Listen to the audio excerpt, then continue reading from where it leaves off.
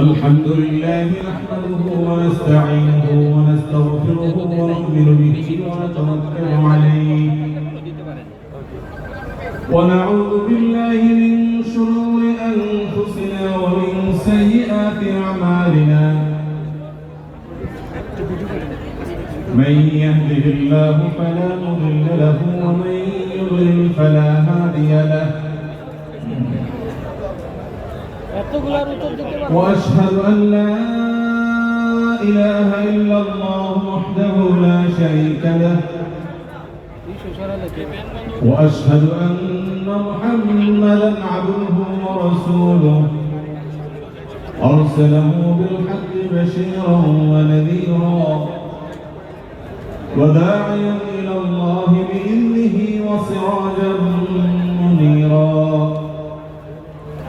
أما بعد فقد قال الله تبارك وتعالى في كلامه المجيد وفرقانه الحميد بعد أعوذ بالله من الشيطان الرجيم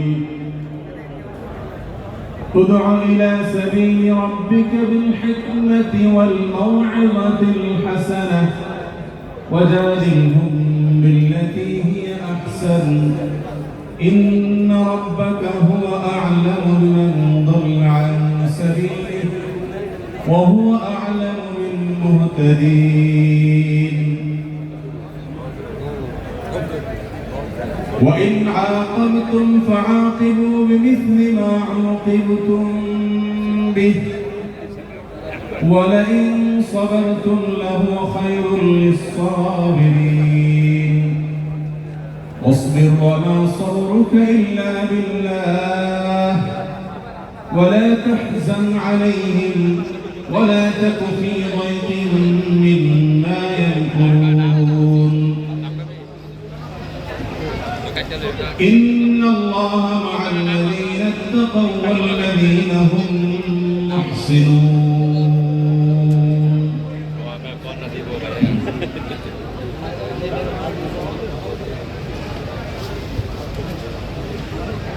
প্রিয় স্বদেশ, প্রিয় মাতৃভূমি থেকে হাজার হাজার কিলোমিটার দূরে মালয়েশিয়ার পেনাং সিটিতে আজকের এই গুরুত্বপূর্ণ তাফসীরুল কোরআন মাহফিলের সম্মানিত সভাপতি, আশেপাশের বিভিন্ন প্রদেশ থেকে দূর দূরান্ত থেকে আগত আমার প্রাণ প্রিয় দিন দরদি ভাইরা এবং যারা অনলাইনে বা বিভিন্ন মারফতে দূর দূরান্ত থেকে কোরআনের আয়োজন উপভোগ করছেন, উপকৃত হচ্ছেন, আল্লাহ রাব্বুল আলামিন আমাদেরকে এই প্রতিকূল পরিবেশে বৃষ্টির মধ্যেও জায়গা সংকলন না হওয়া সত্ত্বেও কষ্ট করে গাদাগাদি করে দীর্ঘ সময় পর্যন্ত অপেক্ষা করে আছেন। আপনাদের এখানে আসা, একত্রিত হওয়া, অনেক সময় ধরে অপেক্ষা করা, বৃষ্টির মধ্যে কষ্ট এবং বৃষ্টির এই অসুবিধাময় পরিস্থিতি উপেক্ষা করেও আপনাদের এই বসে থাকার একমাত্র কারণ দুনিয়ার কোনো অর্থকড়ি না। অতএব যেই আল্লাহকে খুশি করবার জন্য আপনারা এসেছেন, আমরা এসেছি, রব্বে কারীম আরশে আযীমের মালিক, জান্নাতের মালিক আল্লাহ রাব্বুল আলামিন আমাদের এই কষ্ট, আমাদের এই পরিশ্রমের বিনিময়ে আমাদেরকে মাফ করে জান্নাতুল ফেরদাউসের মেহমান হিসেবে কবুল করুন, আমিন আমিন। মুহতারাম হাজরিন, যেহেতু সময় অনেক গড়িয়েছে, এদিকে বৃষ্টি পড়ছে, অতএব আলোচনা যত সংক্ষিপ্ত করা যায় আপনাদের জন্য ততই কল্যাণ। আবার এদিকে অনেকগুলো প্রশ্ন আছে, অতএব আমরা সূরা নাহলের গুরুত্বপূর্ণ একটি জায়গা 125 থেকে 128তম আয়াত পর্যন্ত আয়াতগুলো তেলাওয়াত করেছি। আমরা চেষ্টা করব ইনশাআল্লাহ এই আয়াতগুলোকে সামনে রেখে আল্লাহ তাআলা আমাদেরকে কি বলেছেন, আল্লাহর বান্দা হিসাবে আল্লাহর কথা আমাদের জানা দরকার আছে না নাই? আছে। কিয়ামতের ময়দানে এই কোরআন আল্লাহর কাছে বহু নালিশ করবে।